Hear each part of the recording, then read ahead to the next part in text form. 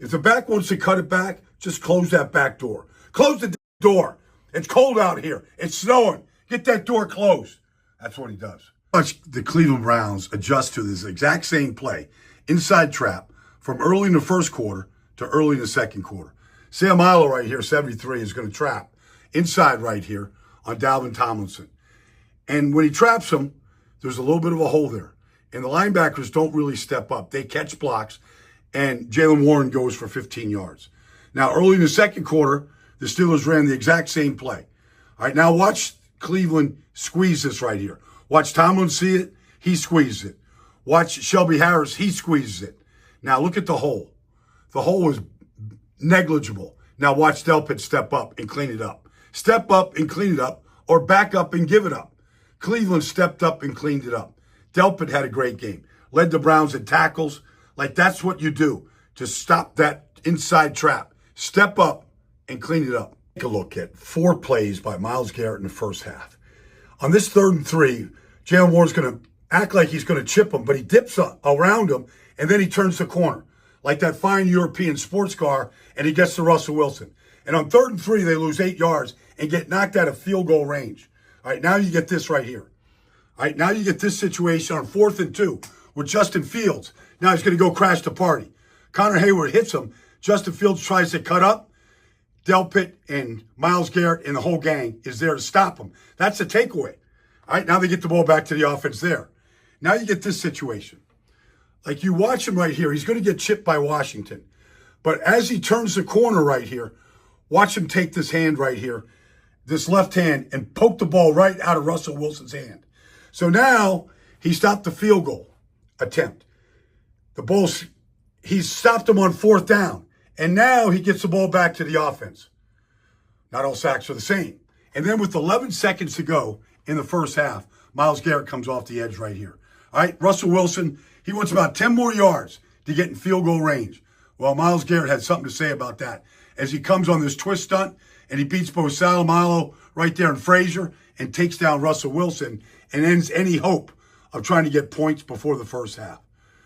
I mean, all Myles Garrett did was take points away and give the offense the ball. His head quarterback, Jerry Jeudy, has just played the 4 best games he's had all year. Imagine if Jameis was the quarterback from the beginning. I mean, these two have a special connection.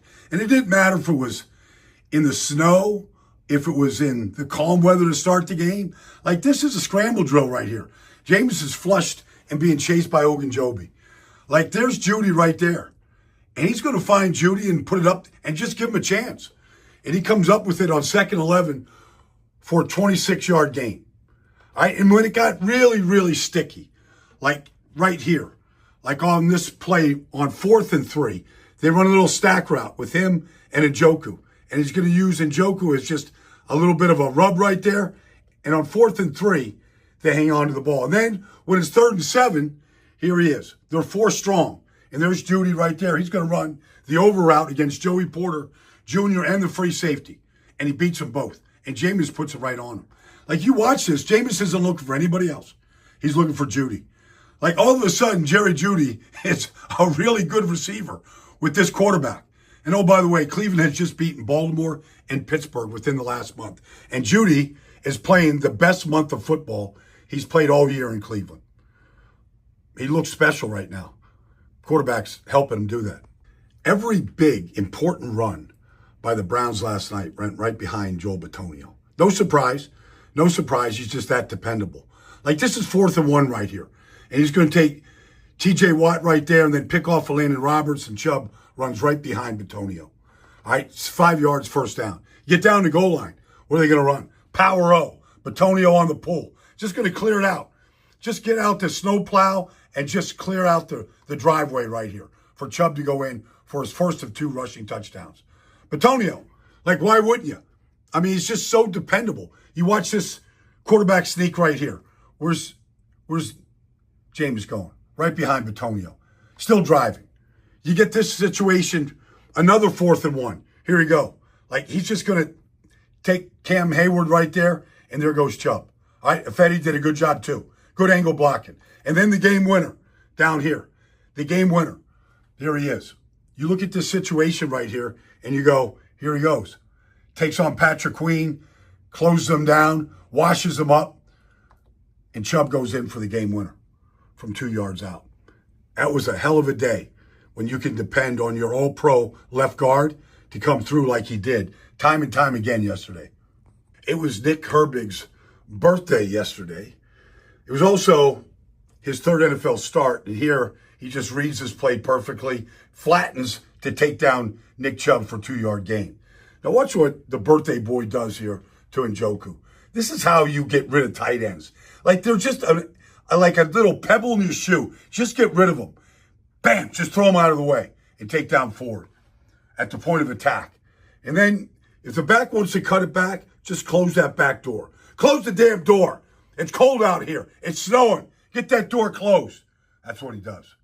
And then on the biggest play of the game with 7.5 minutes to go in the fourth quarter, he's just going to smoke, just ghost the left tackle and find Jameis Winston and just has a knack for getting the ball out. And he does.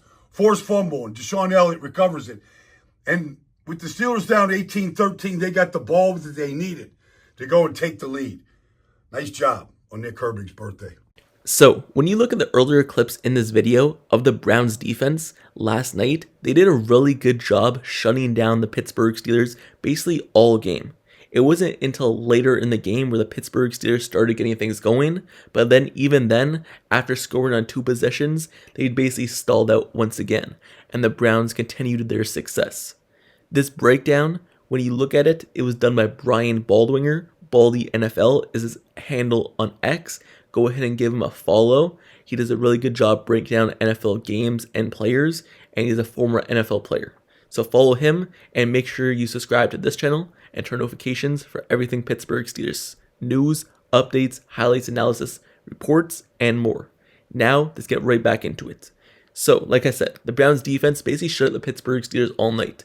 It wasn't until later in the game where the Steelers defense created some turnovers, which got the Pittsburgh Steelers offense going, gave them some shorter fields, and then they went and scored, 2 touchdowns, or went and scored some points. So, even then, that's basically all they could do. Kick field goals, and then they got the pass to Terrell Austin, and that's basically it.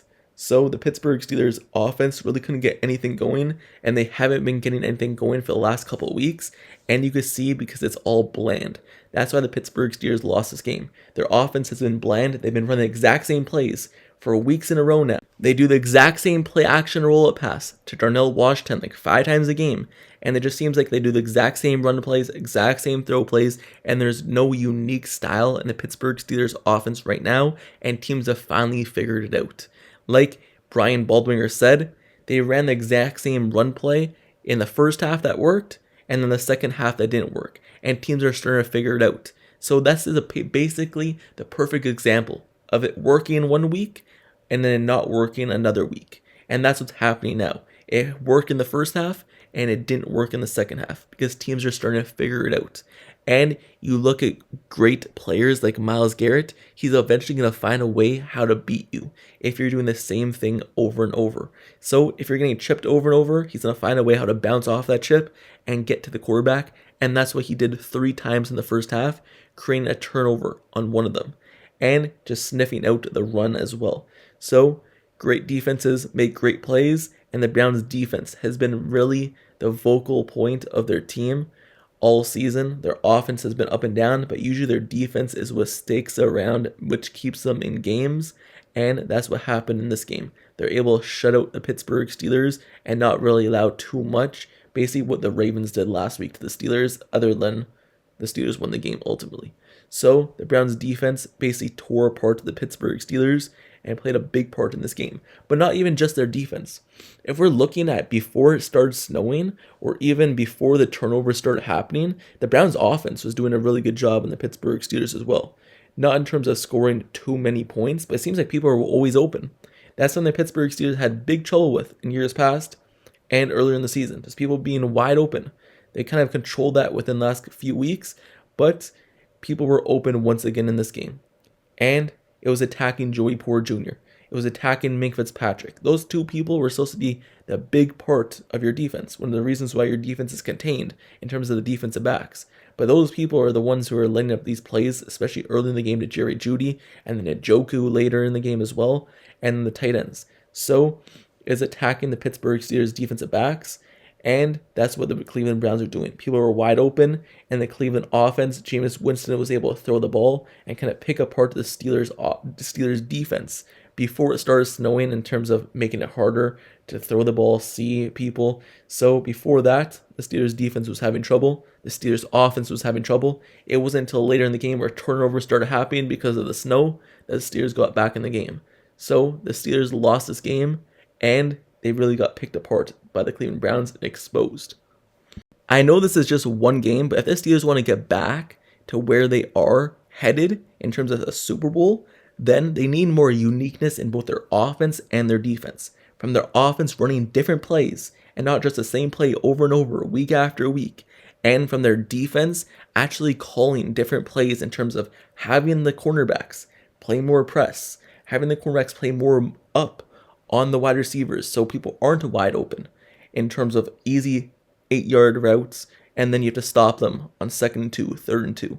And just send more blitz. The Pittsburgh Steelers didn't even blitz in the snow against the Browns. Having Jameis Winston just have all the time in the world back in the pocket. So maybe send more blitzes. Be more unique on both offense and defense. Your special teams is there. Chris Boswell is always there. But more uniqueness on this team is what could help the Pittsburgh Steelers propel into the playoffs and maybe win the conference, win the division, and maybe head down to the Super Bowl. Who knows? More uniqueness is what's going to help this team. But as of right now, the Pittsburgh Steelers got destroyed by the Browns. Even though it ended up being a close game, they still got destroyed at the end of it.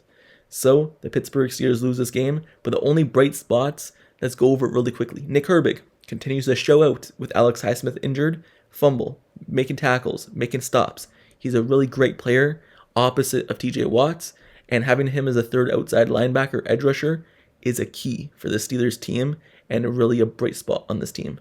Also, Patrick Queen is flying around, and Calvin Austin having a jump ball win and catch is huge. 5'9", catching a jump ball is huge. So the number 2 wide receiver spot looks like it's him now. Now just get more targets. So those are some bright spots for the Steelers, alongside obviously Chris Boswell. So that's the end of this video. This is a breakdown done by Brian Baldwinger, my reaction analysis to it, and my thoughts as well. So make sure you follow him, make sure you subscribe to me, and turn notifications for this channel. And before you click off this video, let me know down in the comments below how or why you believe the Pittsburgh Steelers lost this game, and what can they do to help win more games in the future. What do they need to change on offense, defense for this team to propel forward? Let me know your thoughts in the comments below. And until next time, I'll see you guys all later. I'm out. Peace.